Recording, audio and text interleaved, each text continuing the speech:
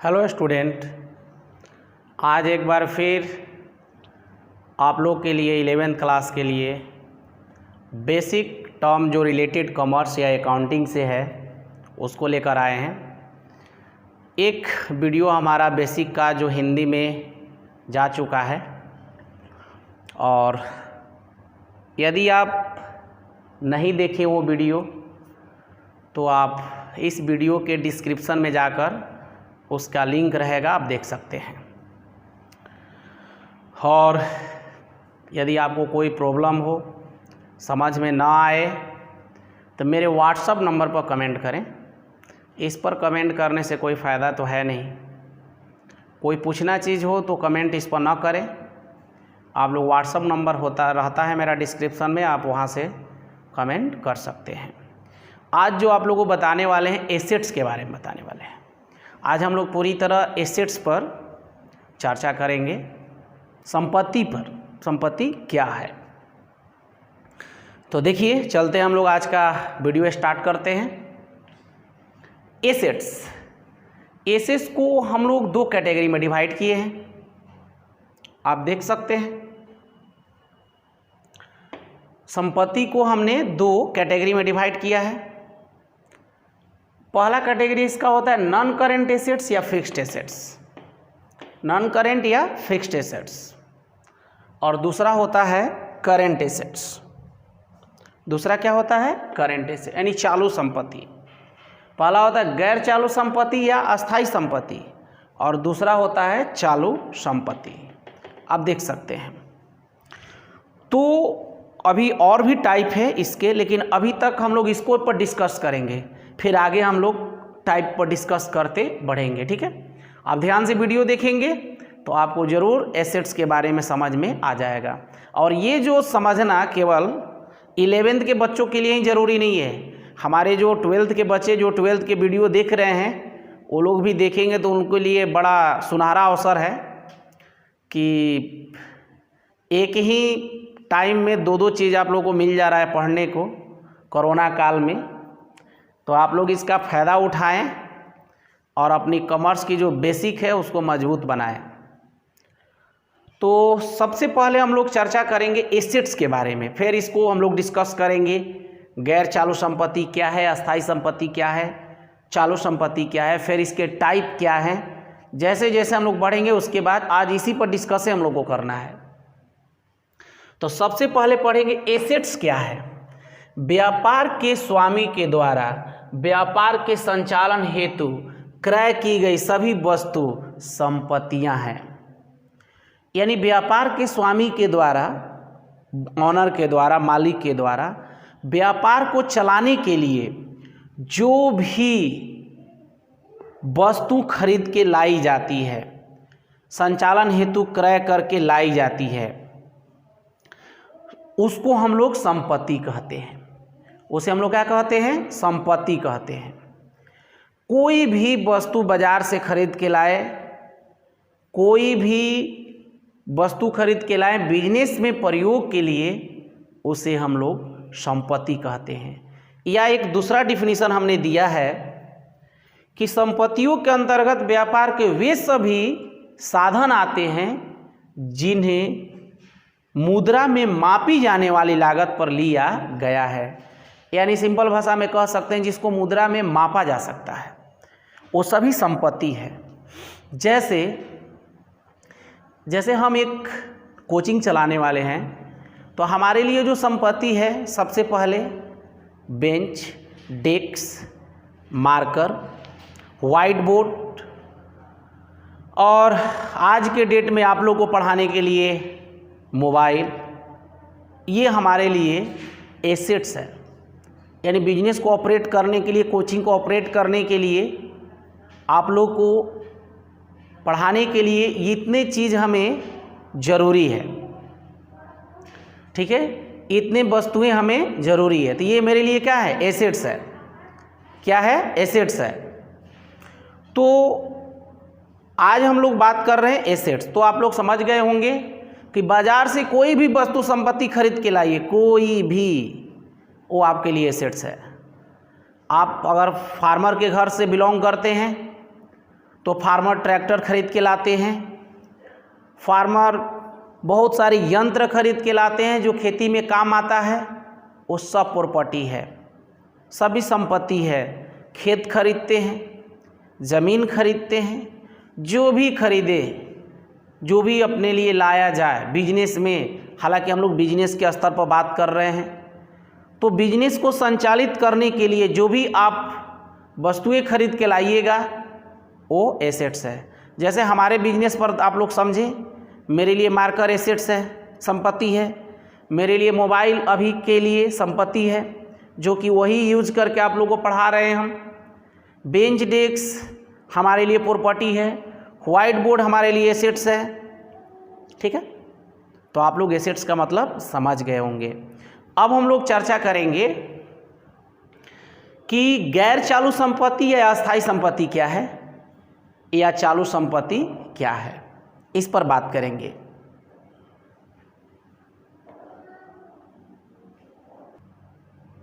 देखिए, अब हम लोग बात करेंगे, अभी हम लोग पढ़े कि संपत्ति क्या है, एसेट्स क्या है। अब हम लोग बात करेंगे कि जो एसेट्स का मेन जो दो टाइप पहले होता है उस पर हम लोग बात कर लें।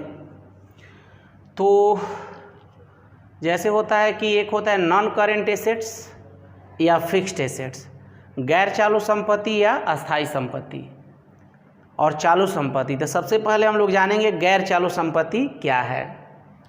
तो देखिए, व्यापार को अस्थायी रूप से संचालित करने के उद्देश्य से क्रय की गई संपत्ति को गैर चालू संपत्तियां या अस्थायी संपत्तियां कहा जाता है, जैसे भूमि, भवन, फर्नीचर आदि।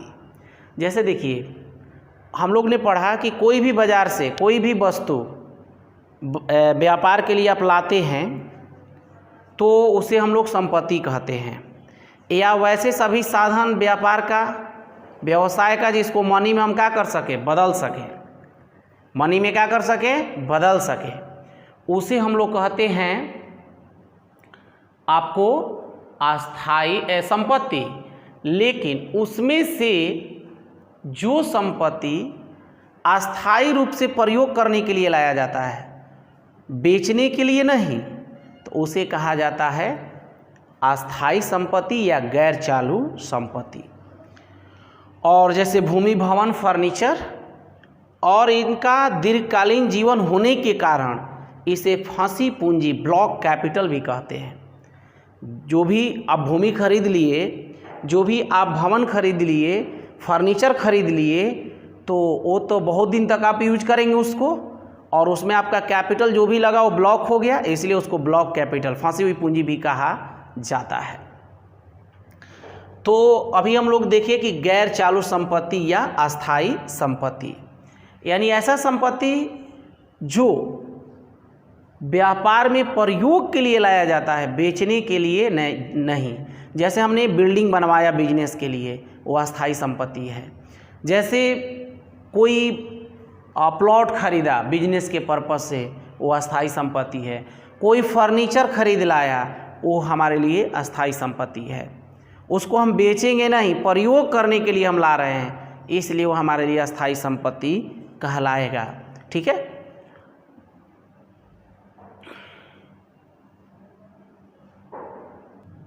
देखिए, अब हम लोग बात करेंगे, अभी बात किए गैर चालू संपत्ति और अस्थायी संपत्ति। वैसे संपत्ति जिसको हम लोग व्यापार में प्रयोग के लिए खरीदते हैं, बेचने के लिए नहीं, तो वो अस्थायी संपत्ति हो गया, या उसको गैर चालू संपत्ति भी कह सकते हैं। अब बात करेंगे हम लोग चालू संपत्ति की। तो वे संपत्ति है जिन्हें लाभ कमाने के उद्देश्य से पुनः बेचा जा सकता है, या अस्थायी रूप से व्यवसाय में रोक कर इसलिए रखा जाता है कि इसे समय पड़ने पर बेचा जा सके, चालू या अस्थायी संपत्ति कहलाती है। यानी देखिए, मेरे पास ये जो संपत्ति है वो मेरे लिए अस्थायी है, क्योंकि हम कोचिंग वाले हैं, लेकिन ये व्यक्ति के ऊपर डिपेंड करता है। अगर यही दुकानदार से पूछा जाए कि क्या ये आपके लिए अस्थायी है, तो कहेगा कि नहीं, वो कहेगा कि मेरे लिए ये क्या है, चालू संपत्ति है। तो ये मेरे लिए अस्थायी है, ये मेरे लिए व्हाइट बोर्ड क्या है, अस्थाई है। मेरे लिए बेंच डेस्क अस्थाई है। बट जो मार्केट से हम मटेरियल लाते हैं आप लोग को देने के लिए, जो आप लोग को नोट्स हम देते हैं, तो भी तो हम खरीद कर लाते हैं, तो वो मेरे लिए चालू संपत्ति हो गया। तो एक रिटेल दुकानदार को देखा जाए, शॉपकीपर को देखा जाए, तो उसके लिए काउंटर, फैन, जो रेक बनवाया हुआ है, बैलेंस करने वाला रखा हुआ है, वो उसके लिए तो अस्थाई हो गया। लेकिन जो वस्तुएं मार्केट से लाता है खरीद के दुकान में रखने की, और आज नहीं तो कल वो बेच देता है, तो वो उसके लिए चालू संपत्ति हो जाता है। तो अस्थाई संपत्ति के मतलब जो व्यापार में हमेशा प्रयोग होगा, हमेशा प्रयोग होगा। और चालू संपत्ति का मतलब होता है कि व्यापार में जरूर लाया जाता है, लेकिन उसे पुनः बेच दिया जाता है। उसे पुनः क्या कर दिया जाता है, बेच दिया जाता है। उसको व्यापार में रखा नहीं, या रखा भी जाता है तो 1 साल के अंदर अंदर उसे कैश में क्या कर लिया जाता है, कन्वर्ट कर लिया जाता है। तो वैसे संपत्ति को हम लोग चालू संपत्ति या करेंट एसेट्स या चल, चालू या अस्थाई, कई नाम है, देखिए लिखे हुए थे, चल, चालू या अस्थाई, और एक हम लोग चालू संपत्ति लिखे हुए ही हैं। ठीक है, तो ऐसा संपत्ति 2 तरह के बताया आपको, कि जो व्यापार में रेगुलर यूज के लिए रखा गया वो अस्थाई, और जो लाया गया मार्केट से और आज नहीं तो कल लाभ के लिए क्या कर दिया जाए, बेच दिया जाएगा, तो उसे हम लोग बोलते हैं करेंट एसेट, चालू संपत्ति, चल संपत्ति या अस्थाई संपत्ति।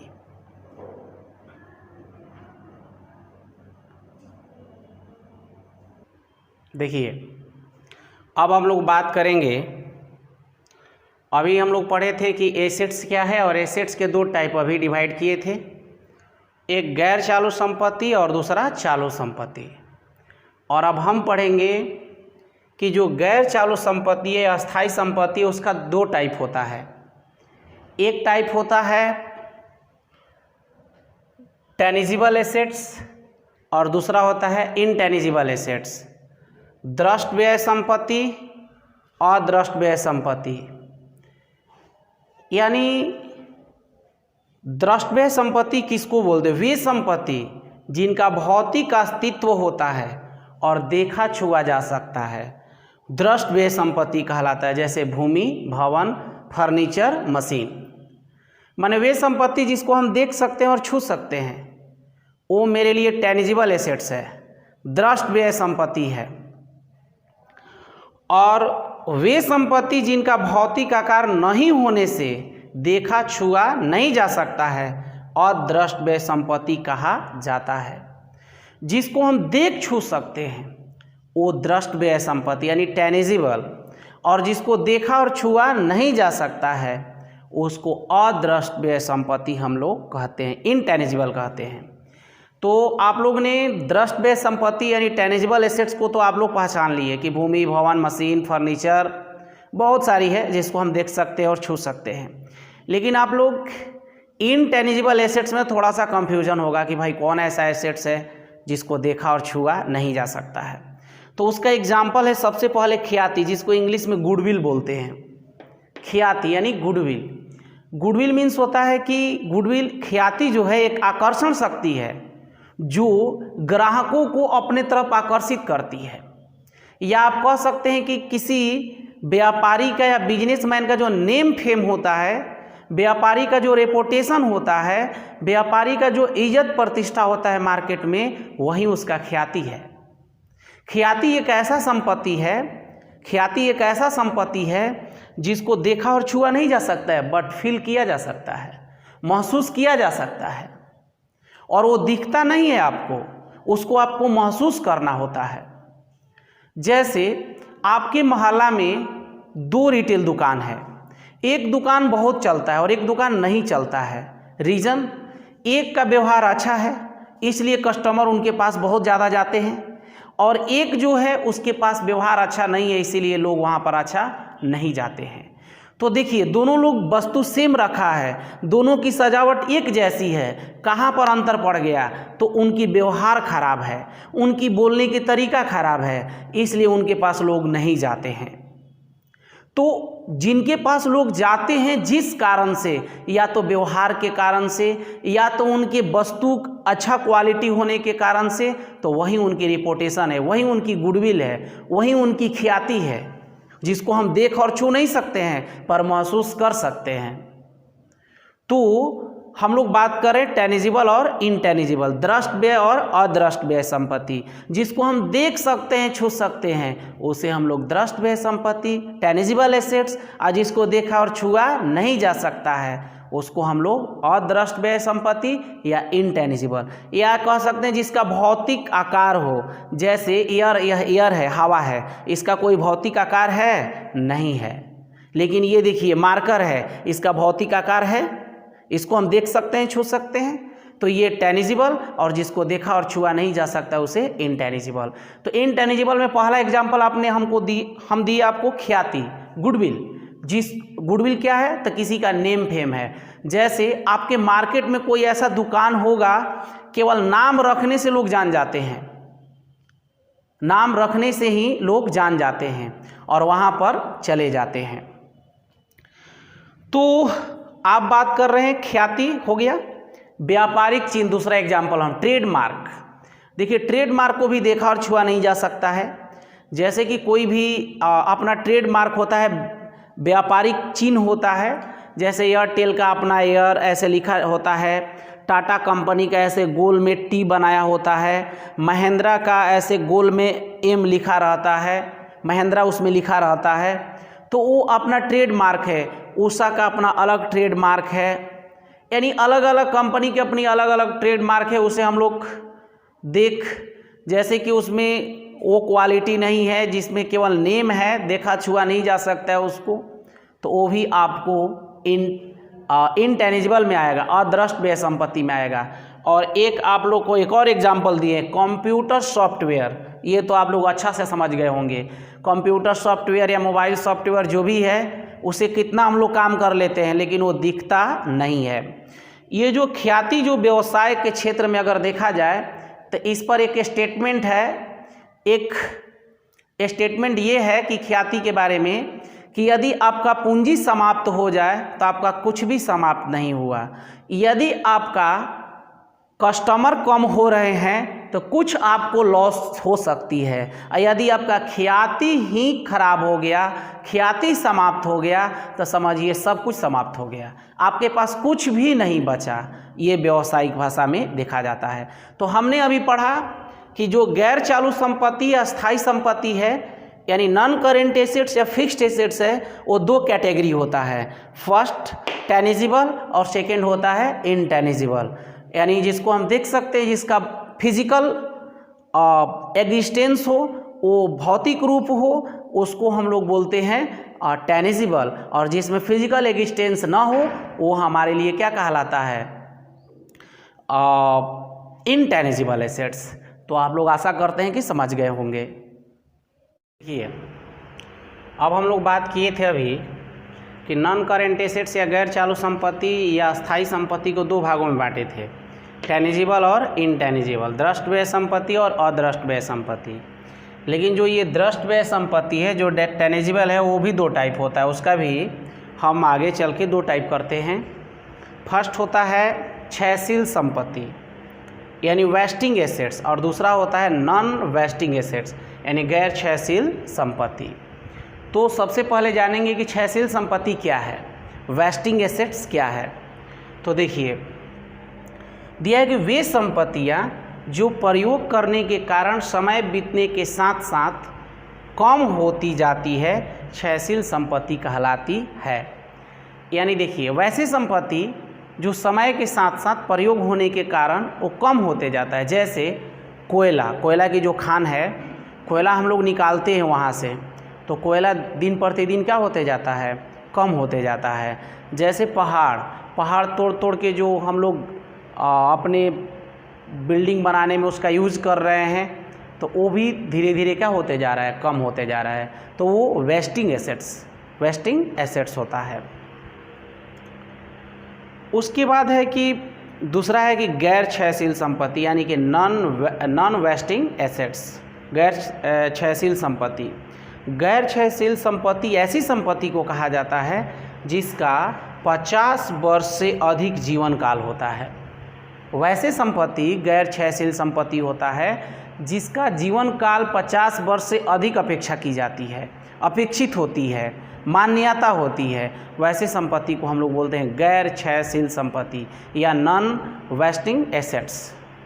तो इसमें क्या आ जाएगा भाई, तो जैसे आर्ट, कला, प्राचीन वस्तुएं या आभूषण या जवाहरात जिसको बोला जाता है, जो हम लोग देखिए वो जो आभूषण होता है यूज करते हैं लेकिन वो कम नहीं होता है, यानी उसकी जो जीवन काल होती है उससे 50 वर्ष से अधिक ही उसकी अपेक्षा की जाती है।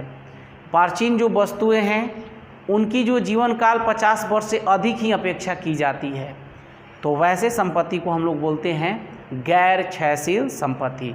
तो दो संपत्ति के बारे में पढ़े हम लोग। ये जो टेंजिबल एसेट्स का दो पार्ट है, वेस्टिंग एसेट्स और नॉन वेस्टिंग एसेट्स। क्षयशील संपत्ति, गैर क्षयशील संपत्ति। क्षयशील संपत्ति वो है जो प्रयोग करने के कारण, समय बीतने के कारण कम होते जाता है, उसकी वैल्यू कम होते जाती है, उसकी कम होते जाता है। जैसे कोयला की खान, कोयला निकालेंगे तो वो कम होते जाता है। तो वैसे एसेट्स को हम लोग बोलेंगे वेस्टिंग एसेट्स। और जो नॉन वेस्टिंग एसेट्स है उसका जो जीवन काल होता है वो 50 ईयर से अधिक अपेक्षित की जाती है। जैसे काला कोई आर्ट बनाया हुआ है या कोई प्राचीन वस्तुएं हैं या आभूषण है, ये आता है आपको गैर क्षयशील संपत्ति के अंतर्गत आता है। देखिए हम लोग अब बात करेंगे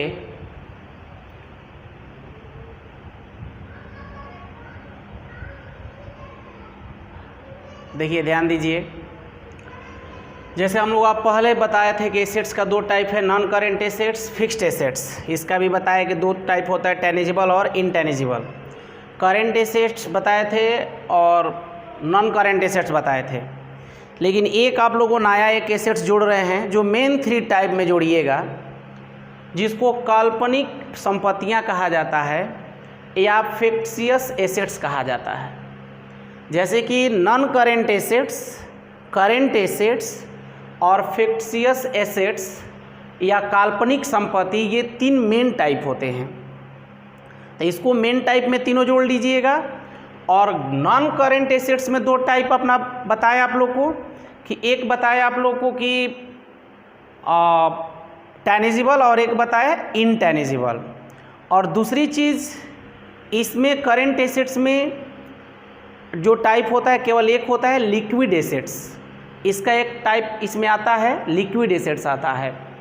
और इसमें आप लोगों को बताया कि टेंजिबल और इनटेंजिबल। उसके बाद टेंजिबल में भी आपको बताया कि 2 तरह का होता है, एक वेस्टिंग एसेट्स और एक नॉन वेस्टिंग एसेट्स। तो उसको तो हम लोग डील कर चुके हैं। एक नया चीज़ ये आप लोग जोड़ लीजिएगा, जो मेन 3 टाइप होते हैं वो 3 होते हैं। जैसे कि non current assets, current assets और फिक्शियस एसेट्स, काल्पनिक संपत्तियाँ, ये 3 मेन होते हैं। और उनके टाइप तो हम आपको बता ही चुके हैं। अब बताने जा रहे हैं, सबसे पहले इसके बारे में बता दें, काल्पनिक संपत्ति के बारे में। तो देखिए, काल्पनिक संपत्ति या बनावटी संपत्ति भी कहा जाता है वे संपत्तियाँ जिनकी प्रकृति स्थगित व्यय, डिफर्ड रेवेन्यू की होती है, कल्पित संपत्ति कहलाता है या काल्पनिक संपत्ति कहलाता है। वैसा संपत्ति देखिए जिसका स्थगित व्यय होता है। कहने का मतलब, एक एग्जाम्पल देंगे आपको कि हमने एडवर्टाइज कराने के लिए, विज्ञापन करने के लिए, प्रचार करने के लिए टीवी वाले को 10 साल के लिए 10,000 रुपये दे चुके हैं। 1 साल अभी बीतने वाले हैं। तो जब हमने हिसाब करेंगे, कैलकुलेशन करेंगे, तो 10 साल के लिए 10,000, तो 1 साल के लिए 1,000 एक्सपेंसेज माना जाएगा। 9,000 जो रह गया वो स्थगित व्यय कहलाएगा। वो अभी तो खर्चा माना नहीं जाएगा, इसलिए उसको हम लोग एसेट साइड में संपत्ति अपना मान लेते हैं, उसका अपना क्या मान लेते हैं, संपत्ति। तो वही बताया कि वे संपत्तियां जिनकी प्राकृतिक स्थगित व्यय की होती है कल्पित संपत्ति कहलाता है। जैसे प्रारंभिक व्यय, प्रारंभिक व्यय का मतलब होता है कि जब बिजनेस स्टार्ट होता है तो जो उसमें खर्च किया जाता है बिजनेस को, चाहे लीगल एक्सपेंसेज हो या प्रारंभ करने में जो भी डॉक्यूमेंट खर्च जो भी लगता है, उसको हम लोग प्रारंभिक व्यय कहते हैं। विज्ञापन उचंत खाता यानी वही एडवर्टाइजमेंट सस्पेंस अकाउंट, एडवर्टाइजमेंट जैसे हमने करने के लिए दे रखा है 10 साल के लिए, अभी 1 साल ख़त्म हुआ, 9 साल अभी बचा हुआ है, वो तो अभी खर्च नहीं माना जाएगा, इसलिए वो 9 साल का जो पैसा है उसको स्थगित व्यय माना जाएगा और उसको संपत्ति माना जाएगा। तो वैसे व्यय को हम लोग काल्पनिक संपत्ति कहा जाता है या बनावटी संपत्ति कहा जाता है। तो आप लोग को अभी हम बताए कि main type non current assets और एक होता है फिक्सियस एसेट्स यानी बनावटी संपत्ति, ये मेन टाइप है। फिर आपको बताए कि जो नॉन करेंट एसेट्स है, अस्थाई संपत्ति है, वो 2 भाग में बढ़ता है, टेनिजिबल और इनटेनिजिबल। और उसमें भी जो टेनिजिबल एसेट्स है वो 2 डिवाइड होता है पार्ट में। एक को बोलते हैं वेस्टिंग एसेट, क्षयशील संपत्ति, और एक को बोलते हैं गैर क्षयशील संपत्ति। करेंट एसेट्स का एक टाइप होता है जिसको लिक्विड एसेट्स बोलते हैं, जिसके बारे में अभी हम लोग पढ़ने वाले हैं।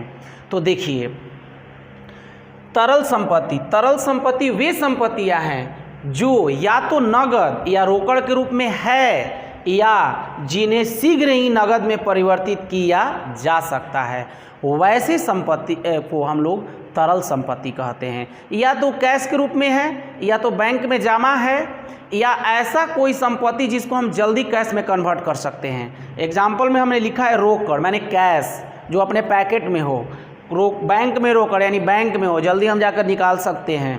एक होता है प्राप्य बिल और अल्पकालीन निवेश। प्राप्य बिल का मतलब होता है कि उसका टाइम लिमिटेशन होता है, जैसे कि उसकी टाइमिंग होती है, आगे चल के हम लोग पढ़ेंगे इसके बारे में। 3 मंथ या 2 मंथ उसकी टाइमिंग होती है, उतने दिन वो मिल सकता है पैसा। अल्पकालीन निवेश का मतलब होता है कि हमने कम दिन के लिए कहीं इन्वेस्ट किया है पैसा और वो जल्दी ही वापस हम ले सकते हैं, मिल सकता है। तो वैसे सभी आ सकते हैं आपको किस में, लिक्विड एसेट्स या तरल संपत्ति में आ सकते हैं। तो आप लोग को फिर दोहरा दें कि हमारा जो एसेट्स है, अगर अभी कहें, पहले हम बोले थे 2, लेकिन उसको 3 मान के चलिए आप लोग। 3 एसेट्स, पहला non current assets, current assets और फिक्सियस एसेट्स, ये 3 मेन एसेट्स हैं। अब टाइप में हम लोग चलते हैं। हमारे नॉन करेंट एसेट्स हैं वो 2 टाइप में हो जाते हैं, टेनिजिबल और इनटेनिजिबल। चलिए, हमारे करेंट एसेट्स के एक टाइप होते हैं लिक्विड एसेट्स, ठीक है। हमारे फिक्सियस एसेट्स का कोई टाइप नहीं होता है, क्लियर। अब क्या करते हैं कि जो नॉन करेंट एसेट्स का जो टेनिजिबल और इनटेनिजिबल था उसका भी टाइप है, टेनिजिबल का 2, एक यानी हम लोग बताए कि क्षयशील और एक गैर क्षयशील संपत्ति। तो इतने एसेट्स के बारे में आप लोग को पढ़े। ऐसे अपने अपने जो बताने वाले हैं एसेट्स के टाइप बहुत तरह से आपको मिलेगा, देखने को मिलेगा। मेरे तरफ से जो था एसेट्स का टाइप यही है। कैसा लगा वीडियो आप ज़रूर बताएं कमेंट में, ठीक है। समझ में आया या नहीं आया।